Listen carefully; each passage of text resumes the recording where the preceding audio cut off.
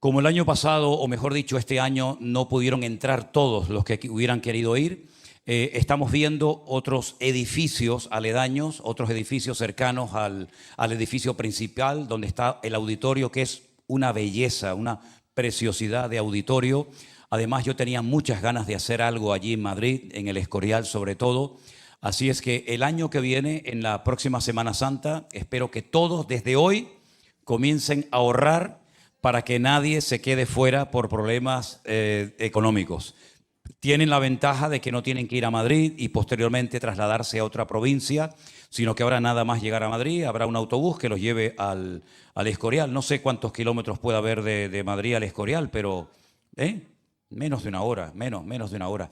Es un lugar muy bonito, un lugar realmente precioso en la sierra, y creo que vamos a tener un tiempo maravilloso. Ya estamos contactando con algunos pastores que van a venir a ministrar.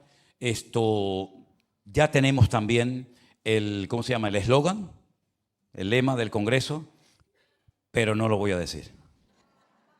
¿O lo digo? Es el aniversario, ¿lo digo? A ver, ¿cuántos quieren que lo diga?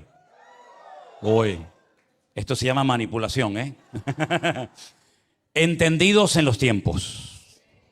Entendidos en los tiempos. Ese va a ser. Creo que tenemos que ser entendidos en los tiempos, y vamos a traer un pastor de Israel también para que esté ministrando con nosotros. Él es pastor y lleva muchos años viviendo en Beersheba, en la ciudad donde vivía Abraham, y también a otros pastores estamos invitándolos para que estén con nosotros. Creo que va a ser un congreso muy especial, muy importante, y va a ser un congreso para estudiar y aprender mucho de la palabra, para que cuando usted salga de ese congreso sea entendido en los tiempos. Amén, hermanos. La Semana Santa el año que viene creo que coincide en el mes de abril otra vez. Yo pensaba que era en marzo, pero no. Es desde el Jueves Santo hasta el domingo de Resurrección. ¿De acuerdo? Ya me están llamando, ya me están escribiendo, y después de dar el anuncio ahora en directo, ni se imagina mañana, Priscila, el bombardeo de llamadas y de correos que vas a recibir, pero todavía no hemos abierto las plazas, pero Dios mediante las vamos a abrir dentro de poquito para que la gente ya se pueda ir anotando, porque quiero que todos los que puedan asistan a ese congreso. Cierra tus ojos un momentito en esta tarde. Quiero compartir brevemente una porción de la palabra que Él ha puesto en mi corazón, y después vamos a pasar a estar un rato de comunión con los hermanos. Tenemos una tarta muy bonita que se ha preparado, y unos pastelitos y unas cosas, ¿verdad? Pero ahora vamos a nutrirnos por unos momentos de la palabra en este 23 aniversario de esta obra. Te pedimos, Señor, que en esta tarde podamos ser conscientes de todo el camino que juntos hemos recorrido, de toda la palabra que hemos oído, de todas las experiencias que hemos tenido, también de los errores que hemos cometido. Perdónanos, Señor, lo hemos intentado siempre hacer lo mejor posible, y queremos que nos sigas dando sabiduría y fuerza, Señor, para que tu palabra siempre sea la base y el fundamento de este ministerio, Señor. Que la gente se enamore de ti, de tu palabra, y que nunca ninguno de nosotros, ninguno de los que ministran en este o en cualquier otro de nuestros púlpitos, se desvíe ni un milímetro de tu palabra. Porque tu palabra es viva, es eficaz, es la que hace la obra, y lo estamos viendo cada día. Que ha sido tu palabra la que ha traído consuelo, la que ha traído fortaleza, la que ha traído ánimo, y la que ha quitado las escamas de nuestros ojos. Te damos gracias por tu palabra en esta tarde, en el nombre de Jesús. Amén. Y amén. Aleluya. Un día me llamó una familia, estando ahora en Israel, precisamente del sur de Israel, de la ciudad de Beersheba. Querían conocernos, querían hablar conmigo, y vinieron, estuvimos allí en la recepción del hotel hablando, y una vez más, daban gracias al Señor por la palabra que se predica desde estos púlpitos, por los pastores, los conocen perfectamente a todos. Y una vez más me doy cuenta del poder tan grande que tiene la palabra que predicamos. A veces ni siquiera los que las predicamos somos conscientes del poder tan tremendo que tiene la palabra de Dios cuando se expone, cuando es enviada, ¿verdad? No volverá a mí vacía, dijo el Señor. Luego otro día me escribió a través del WhatsApp un joven de la ciudad de Haifa, al norte de Israel. Vino porque quería conocerme personalmente y porque a través de su familia, que sigue los devocionales y los cultos, pues traía un encargo para mí y una carta, ¿verdad? Y allí hicimos una videollamada y conocí al abuelo, a la abuela, a un tío y a los padres de este muchacho que vive allí en la ciudad de Haifa, en Israel. Y él me contaba lo siguiente. Me decía que en su familia todos eran creyentes. Él incluso se crió en una iglesia, en un hogar cristiano. Pero el abuelo se resistía al evangelio. El abuelo presumía de ser un católico ferviente, sincero, honesto. Y él bajo ningún concepto quería dejar de ser católico. Y se reía incluso a veces de sus familiares, no les prestaba atención, no quería ir a los cultos. Pero comenzó a oír la palabra a través de internet. Y ya saben lo que pasa. Cuando una persona se expone a la palabra de Dios, el Espíritu Santo toma esa palabra, quebranta ese corazón y hace una obra extraordinaria. Y el abuelo, para sorpresa de la familia, comenzó a mandarle nuestros devocionales a los hijos, a los nietos, a la esposa. Y la familia estaba sorprendida y decían, ¿pero qué le está pasando al abuelo? Si el abuelo siempre ha estado en contra de nosotros y ahora nos dice que tienen que escuchar los devocionales de un pastor de España. La cuestión está en que la palabra de Dios hizo una obra tan tremenda en este hombre y en esta familia que él también terminó, lógicamente, convirtiéndose al Señor, entregándole su vida al Señor. Y mantenía una conversación con ellos. Y este muchacho, el hijo de este matrimonio o el nieto, según como lo vean, pues se fue a vivir a Israel y allí está viviendo. Y él vino una noche a visitarme y me comentaba que él se había criado en una iglesia cristiana que además tenía un colegio cristiano, donde él estudió hasta los 16 años aproximadamente, pero era un ambiente muy religioso, muy legalista, y salió, como decimos aquí en España, quemado, harto. Salió de ese ambiente y se metió en todo lo que ustedes se puedan imaginar y más, incluso en el budismo y en otras cosas. Finalmente, harto de toda esa vida farisea y religiosa, decide irse a Israel y estaba haciendo el curso para convertirse al judaísmo. Y hay un momento en la conversación que él me dice, me gustaría que habláramos del Mesías. Y yo dije, para mí, gloria a Dios. Y empezamos a hablar del Mesías, mencionando las profecías del Antiguo Testamento, mencionando algunos salmos, el famoso capítulo 53 del libro de Isaías, que siempre a lo largo de la historia el judaísmo, los rabinos entendieron que describía los sufrimientos que experimentaría en el futuro el Mesías, hasta que un rabino de mucha influencia en el judaísmo llamado Rashi, pues decidió darle una interpretación diferente a ese capítulo, que es la que dura hasta el día de hoy. Y es decir que el capítulo 53 de Isaías, que describe perfectamente los sufrimientos del Mesías, no hablaba realmente del Mesías, de una persona, sino que más bien describía los sufrimientos que experimentaría el pueblo de Israel a lo largo de la historia. Nada más lejos de la realidad. Sea como sea, a cada lugar donde voy, siempre escucho testimonios de personas que fueron tocados, sacudidas sus conciencias, redargullidos espiritualmente hablando a través del poder de la palabra de Dios. Y es que ya lo dijo el Señor Jesucristo, que su palabra es viva, es eficaz, es poderosa. Es como una espada que penetra, que corta el tuétano y las coyunturas y desvela, descubre las intenciones más profundas e íntimas de nuestros corazones. Y tenemos un salmo maravilloso en la Biblia, que es el famoso Salmo 119. Léanlo esta noche si pueden.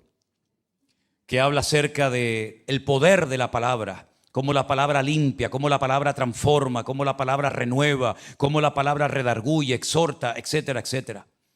Y es esta palabra la que se viene predicando hace 2000 años, sobre todo la parte del Nuevo Testamento, ¿verdad? Porque el Señor Jesucristo le dio tanta importancia a la palabra que le ordenó a sus discípulos, no les sugirió, no les propuso, sino que les ordenó que fueran por todas las naciones de la tierra predicando la palabra de Dios.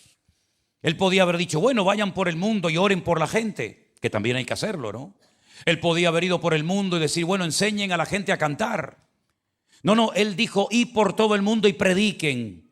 Y el apóstol Pablo, tiempo más tarde, uno de los grandes convertidos del Nuevo Testamento, dijo que la gente no se puede convertir si no hay quien les predique la palabra. Y nadie puede predicar la palabra si previamente estos no son enviados. Por lo tanto, mis queridos hermanos, la exposición del evangelio, la predicación de la palabra de Dios tiene que ser prioritaria en la iglesia. Los niños tienen que aprender a temprana edad textos de la Biblia, y yo les propongo a los maestros de escuela dominical, vamos a pasar ya del típico versículo de la semana y vamos a enseñar a los niños capítulos enteros de la Biblia, porque ellos pueden aprender sin lugar a dudas capítulos enteros de la Biblia, y por qué no, algunos de ellos también hasta algún libro de la Biblia de memoria, porque no es el primero que lo hace. Porque eso es lo que le va a dar solidez, eso es lo que le va a dar estabilidad a nuestros hijos, a nuestros nietos el día de mañana. Y cuando tengan que levantarse en medio de una clase de instituto o de universidad, podrán decir, la palabra de Dios dice así, así y así. Y podrán alimentar su fe y podrán mantenerse firmes frente a las acechanzas del diablo. Y fíjate la importancia que también el apóstol Pablo le daba en su ministerio a la palabra, que dice que cuando él describe la armadura del creyente, él compara la palabra, podía haberlo comparado con otra parte, pero dijo que la palabra es como una espada. La espada del Espíritu es la palabra de Dios. Es algo tan poderoso que fue lo que Dios utilizó en el principio de los tiempos para crear lo que vemos y lo que no vemos. Él dijo y automáticamente se materializaba su orden, su palabra. En otras palabras, todos los que estamos aquí en esta noche, o la mayoría de nosotros, estamos aquí porque la palabra nos cautivó y nos redarguyó de pecado y nos dimos cuenta de que el camino por el que íbamos no era el correcto. Y decidimos volver a Dios, a la fuente de la vida, y conectarnos con Él. Y además Dios nos ha dado también, y quiero dar gracias públicamente por ello, el privilegio desde hace más de 22 años de poder llevar ya a estas alturas, como me dicen allí ellos, miles de personas a Israel para que vean y caminen en la palabra de Dios y puedan ver que todas aquellas historias y parábolas que contaba el maestro, pues hay lugares, hay arqueología, hay historia, hay utensilios que se pueden tocar y usted puede ver que su fe no es una fe ciega, no es una fe loca, sino es una fe comprobable porque está basada en argumentos históricos, arqueológicos y sobre todo bíblicos, que es lo que robustece y fortalece nuestra fe. ¿Cuántos dicen amén?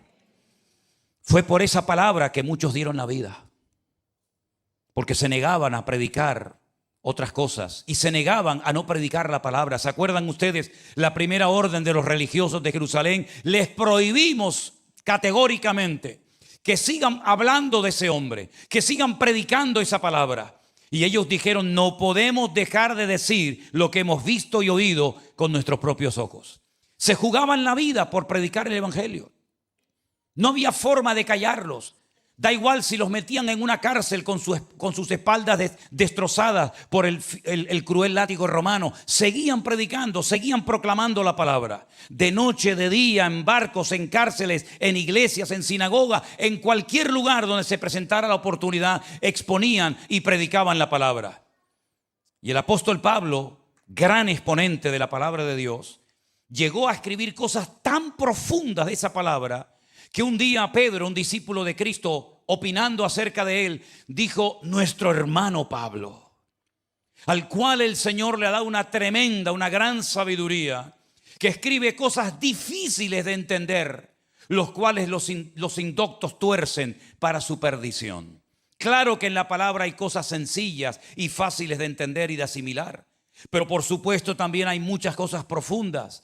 Pero sea como sea, estamos avanzando y estamos dando pasos cada día para conocer y descubrir más las maravillas que el Señor nos ha dejado en su hermosa palabra. Amén, hermanos. En el capítulo 3 de la carta a los Filipenses, Pablo escribe desde la cárcel, escribe palabras de Dios, escribe mandamientos, escribe consejos, escribe instrucciones que hasta nosotros, a nuestros días, nos han llegado hoy en día y que nos han permitido mantenernos firmes en las tormentas, en las pruebas, en los ataques, en el tiempo de angustia, de desánimo, de enfermedad. La palabra siempre nos ha sustentado. Y el apóstol Pablo dice en el capítulo 3 a estos hermanos: miren, hermanos, yo fui un perseguidor de la iglesia. Él no oculta su pasado.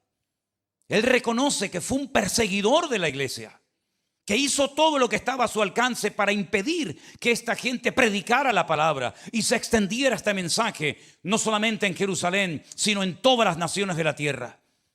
Y quiero recordarles que no solamente fue un perseguidor de la iglesia, sino que además fue un testigo ocular el día que mataron a pedradas a un diácono de la iglesia primitiva llamado Esteban. Él estaba allí y él escuchó una exposición de la palabra que pocos han sido capaces de transmitir con una fidelidad tan extraordinaria como ese mensaje de despedida de Esteban. Lo conocíamos como un diácono, como un servidor de la iglesia, pero qué tremendo expositor de la palabra, qué mensaje tan profundo, haciendo un barrido, haciendo un recorrido desde el principio de los tiempos hasta llegar hasta el Señor Jesús. Y ese mensaje lo escuchó entero el apóstol Pablo, y estoy seguro, hermanos, es una opinión personal que tengo, que en más de una ocasión el apóstol Pablo habrá pensado en las palabras finales de Esteban el día que lo apedreaban. Y Pablo admite que fue un perseguidor de la iglesia, pero por otra parte dice que las cosas que a él le habían abierto muchas puertas. Fijaros las puertas, fijaros, digamos, los recursos que disponía Pablo, que era capaz de viajar a naciones extranjeras con salvoconductos, con cartas que le permitían arrastrar de naciones extranjeras a judíos y llevarlos a Jerusalén y forzarlos a que negaran que eran seguidores del Mesías, seguidores de Jesús. Pero él dice que todos esos privilegios, todas esas llaves que le permitían abrir muchas puertas, lo tenía todo por estiércol, por basura, porque había descubierto algo mejor que todo eso, y era servir a su Señor y a su Dios. Y él dice: ciertamente aún estimo todas las cosas como pérdida por la excelencia del conocimiento de Cristo Jesús, mi Señor, por amor del cual lo he perdido todo y lo tengo todo por basura para ganar a Cristo. Él sabía perfectamente que lo que Cristo le ofrecía era muchísimo mejor que lo que él estaba perdiendo. Y aquí quiero hacer un alto en el camino, porque hay un personaje en el Antiguo Testamento que nos dice que en un momento determinado de su vida se paró y pensó y dijo: yo estoy rodeado de tesoros, soy el príncipe de Egipto, he sido adoptado nada más y nada menos que por la hija del faraón, el hombre más poderoso de la tierra. Duermo bien, como bien, visto bien, tengo toda mi vida resuelta. Pero dice que renunció a todo eso y prefirió los vituperios del pueblo, porque se dio cuenta de que lo que él tenía no era ni punto de comparación con las riquezas espirituales que el Señor tenía preparado para él. Esa misma visión, ese mismo espíritu o actitud es la que Pablo plasma ahora en una de sus epístolas diciendo: para mí todo lo que algunos de ustedes soñarían con tener, para mí todo eso no tiene ningún valor. Porque lo que el Señor tiene preparado para mi vida no se compara en absoluto con las vanidades de este mundo. Era tal el desprecio que sentían hacia las cosas de este mundo que uno de ellos, uno de los discípulos del Señor, dijo: por favor, hermanos, no améis al mundo, ni las cosas del mundo. Porque el que ama el mundo, el amor de Dios no está perfeccionado en él. Y el apóstol Pablo dice: yo lo que quiero es que cuando Dios me halle, cuando yo me encuentre con Él, no me encuentre presumiendo de mi propia justicia, sino de la justicia que es por la fe en Cristo Jesús. Porque lo que quiero o él quería era conocer al Señor y el poder de su resurrección y la participación de sus padecimientos, llegando a ser semejante a él en su muerte. Esto es impresionante lo que este hombre está diciendo aquí. No solamente he renunciado a todo por amor a ti, no solamente lo tengo todo por basura, sino que mi objetivo en la vida es conocerte. Mi objetivo en la vida es experimentar el poder de la resurrección, experimentar los mismos padecimientos que tú padeciste, y el anhelo de mi vida es llegar a ser semejante a ti en tu propia muerte. ¿Quién pide esto? ¿Quién anhela esto? ¿Quién ora para que el final de tu vida termine de esta manera? Ese era el anhelo de Pablo. Por eso cuando alguna persona decidía unirse a su equipo, a su grupo ministerial, dice que entre ellos habían tomado una decisión tremenda, y es que se habían sentenciado a muerte. En otras palabras, no les iba a sorprender que mañana le echaran mano a uno y lo crucificaran o lo quemaran o lo lanzaran a las fieras del circo romano, porque ya ellos habían decidido, desde el momento que aceptaron al Señor en sus corazones, desde el momento que pusieron su mano en el arado, ellos decidieron sentenciarse a muerte. Porque el objetivo de su vida era firmar su vida final, los últimos minutos de su vida, pareciéndose lo más posible a la muerte que Cristo experimentó en su vida. No solamente quiero conocerte en vida, sino quiero también conocer qué padeciste, qué te pasó, qué te hicieron, cuánto sufriste por mí en la cruz del Calvario. Esto es algo increíble, hermanos. Y este hombre está escribiendo esta carta no en su mejor momento, humanamente hablando. Este hombre está escribiendo esta carta desde la prisión, en la cárcel, privado de libertad. Y él no está rogando, hermanos, oren por mí para que me saquen de aquí. Hermanos, oren por mí porque no quiero morir. ¿Saben cuántas manifestaciones en estos últimos 7 meses se han llevado a cabo y se siguen llevando a cabo en Israel, pidiendo la liberación de los que todavía pueden quedar con vida, de los que fueron secuestrados el 7 de octubre? Cada día aparecen más personas muertas. Ya ni siquiera se sabe cuántos están con vida. Niños, ancianos, gente enferma, familias enteras. Y se hacen manifestaciones, conciertos, marchas, canciones, de todo, pidiendo la liberación, y me parece lógico y está bien. Pero ¿a cuántos hermanos nuestros secuestraron a lo largo de la historia? ¿A cuántos hermanos nuestros encarcelaron? Y ellos decían que renunciaban al rescate para obtener mejor resurrección y obtener mejor galardón en la presencia del Señor. Yo creo que nuestro cristianismo dista mucho del cristianismo de los primeros hermanos nuestros en la fe. Estamos muy bendecidos, muy contentos, pero queridos hermanos, esto era impensable en los primeros 300 años de la iglesia. Era impensable que un grupo de creyentes se pudieran reunir con total libertad, cantando como hemos cantado aquí, predicando la palabra como se está predicando, escuchando testimonio, y además sabiendo que miles de personas nos están viendo en este momento en tiempo real, aunque nosotros no les vemos a ellos. Para ellos era algo impensable, pero la generación nuestra es una generación tremendamente privilegiada. Y tenemos que anhelar no solamente parecernos al Señor en vida, imitarlo, copiarlo a Él en su santidad, en su vida de obediencia y sometimiento al Padre, en su gozo, en su alegría, en su estabilidad emocional, sino también, si Dios lo permite, gozarnos en las pruebas, en las tribulaciones, y también en el momento en el que el Señor diga, tienes que llegar a mi presencia. Nadie de los presentes sabe cómo terminará nuestra vida, pero lo que está bien claro es que estamos en este mundo de paso. Y tarde o temprano nos encontraremos en la presencia de nuestro Dios. Y allí veremos a Rosy y a Luis. Y allí veremos a tantos y a tantos hermanos nuestros, a mi padre, a mi madre, y a tantos hermanos que partieron a la presencia del Señor antes que nosotros. Por eso, mis queridos hermanos, merece la pena aguantar. Merece la pena soportar lo que haga falta soportar, porque el Señor viene pronto y no estamos perdiendo el tiempo, sino que nos estamos preparando para recibir nuestra recompensa cuando el Señor lo crea oportuno. El apóstol Pablo corría para ver si lograba alcanzar aquello para lo cual un día lo alcanzó a él. Pero hace algo también muy importante. Dice, yo entiendo que todavía no he alcanzado el objetivo, no he llegado a la meta, pero sigo adelante, prosigo para ver si logro alcanzar aquello para lo cual un día el Señor me alcanzó a mí. Todos y cada uno de nosotros tenemos un propósito en la vida. Todos y cada uno de nosotros hemos nacido con un propósito eterno. Algunos lo han descubierto y otros tal vez todavía no. Pero sea como sea, si usted es creyente y ha conocido a Cristo a través de su palabra y le ha entregado su vida a Él, pregúntale al Señor, Señor, ¿qué quieres hacer con mi vida?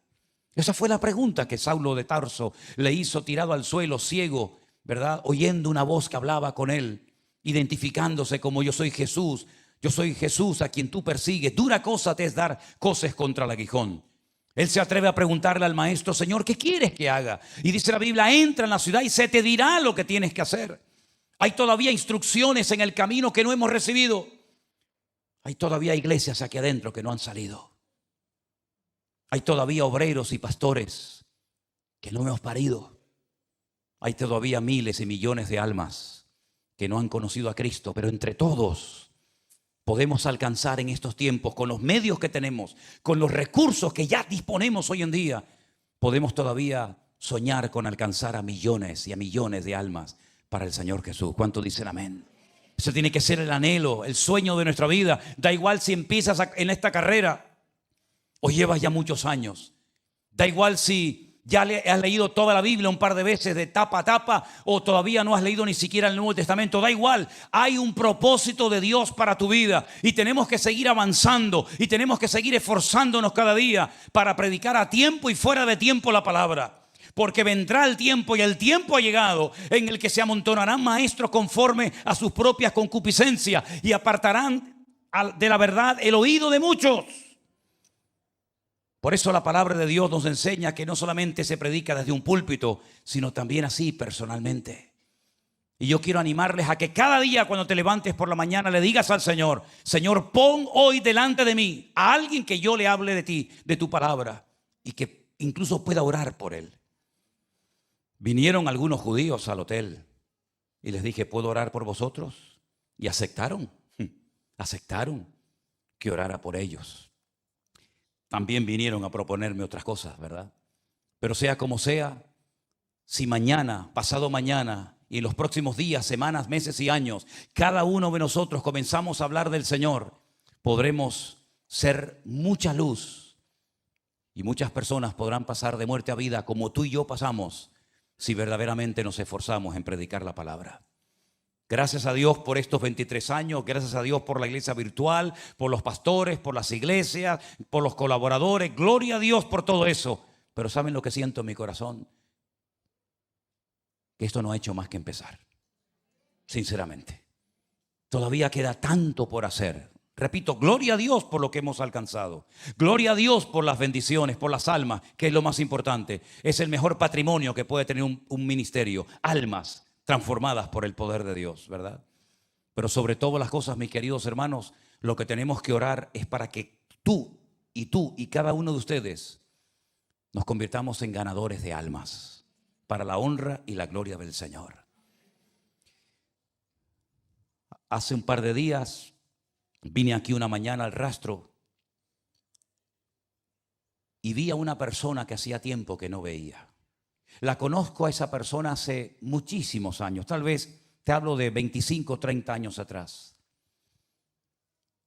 Cuando la vi, me puse a llorar, me quebrantó de tal manera que no podía parar de llorar. Me fui por la calle llorando, subí en el ascensor llorando, llegué a casa y le digo a Elena, estoy quebrantado porque vi a una persona que yo conocí cuando estaba bien, totalmente destrozada por el pecado.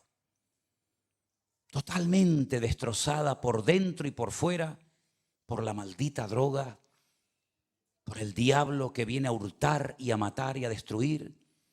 Y hermanos queridos, hay tanta necesidad en nuestras islas, por todas partes donde va. Vengo de un país que está roto. Vengo de un país que era el país más alegre del mundo y está la gente como ida, dolida, quebrantada, desilusionada, sin ganas. Cuando termine esta famosa guerra que empezó el día 7 de octubre, va a empezar otra guerra, pero va a ser una guerra interna, donde familias enteras van a necesitar urgentemente ayuda.